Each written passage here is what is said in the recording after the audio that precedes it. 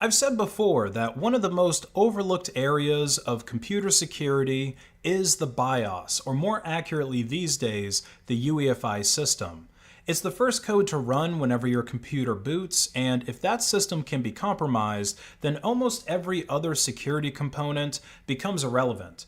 It doesn't really matter whether you're using encryption, it doesn't matter whether you're using CubesOS, OpenBSD, or any other secure operating system, and the snake oil solutions like VPNs and antivirus definitely don't matter if your BIOS is compromised.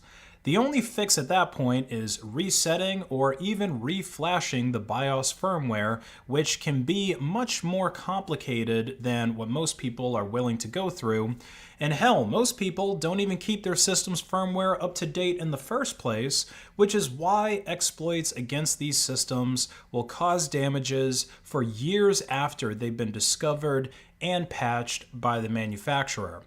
The latest UEFI vulnerability is tracked as CVE 2024-0762, or better yet, its nickname, UEFI CANI has buffer overflow, which, as the name implies, is caused by a buffer overflow bug specifically in the TPM module for Phoenix Secure Core UEFI firmware that can lead to local malicious code execution on the system, as well as privilege escalations.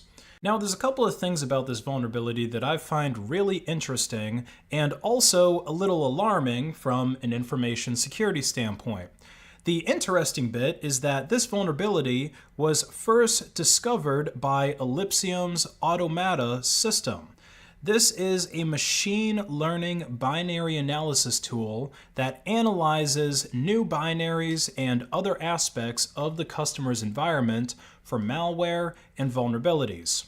Automata was able to identify the vulnerability on a Lenovo ThinkPad X1 Carbon 7th generation and a Lenovo X1 Yoga 4th generation. Both machines had the latest Lenovo BIOS applied at the time when the vulnerability was discovered. This automated tool is really good at identifying UEFI malware. It's been able to identify nearly a dozen strains of this kind of malware over the years, even including ones that can be delivered remotely through conventional phishing attacks. Imagine clicking on a Nigerian prince email by mistake, and the next thing you know, a hacker owns your machine to the point that a system reset or an operating system reset still doesn't remove their persistence. Eclipsium's Automata could be a very useful tool to large networks for keeping their infrastructure secure, since it's an automated system that can scan areas that normally don't get scanned.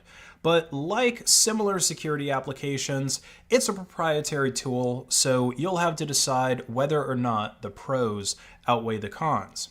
Now, the really scary thing about these UEFI vulnerabilities is the range of devices that they impact. The two Lenovo laptops that Automata found the vulnerability on were different models and several generations apart, but this isn't just limited to those two Lenovo models.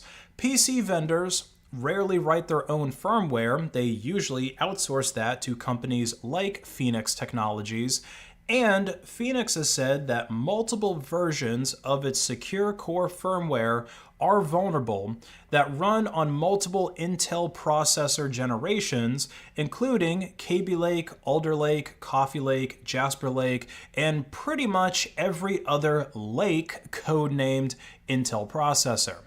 So there's a good chance that millions of PCs are affected by this bug, and like I said, almost nobody does BIOS updates, so they'll likely remain vulnerable for years to come.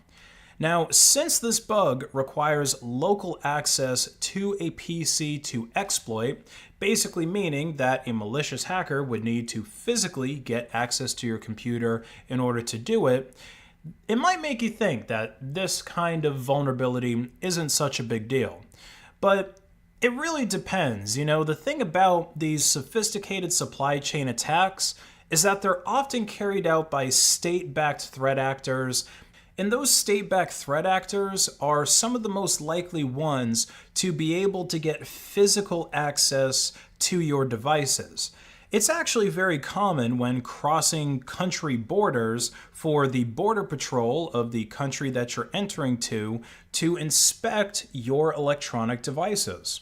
During this time, a border agent could hand the computer over to someone else who installs the UEFI backdoor, or they might even be trained to install it themselves, which would allow the government to monitor your computer's activities while you're in the country and even after you leave, really for as long as you're using the device or as long as you don't recognize that it's compromised and reflash it or take whatever other appropriate measures to remove the malware. So this would allow the government to track everything that you're doing, and it would circumvent any security applications that are running at the operating system level or higher. There's also a chance for government agencies to make sure that devices sold in the country come pre-backdoored, which would be effective for surveilling 99% of the population that are using them, since again, nobody updates their BIOS. And of course, there's the opportunity for the classic evil maid attack to install this kind of malware. This is where somebody might infect your computer when it's not under your direct control, like when it gets left in your hotel room while you're away sightseeing and an evil maid then infects the device. Now, for this specific kind of bug, there are firmware updates available for Lenovo products in order to patch them. So you should absolutely join the 1% of people who actually do install firmware updates for their devices to become secure again. Now, as far as how to prevent this kind of attack goes, keeping custody of your device is obviously the ideal prevention mechanism, but in the case of border checkpoints or other situations where you have to let go of your laptop, putting in measures to identify tampering before you do any kind of important work on the device, and if you do suspect that the device has been tampered, reinstalling known good firmware before you do anything would be the best bet to fight against zero-day UEFI vulnerabilities. I know it sounds like a lot of work, but that's always been the case for maintaining your digital privacy in a cyberpunk dystopia. If you enjoyed this video, please like and share it to hack the algorithm.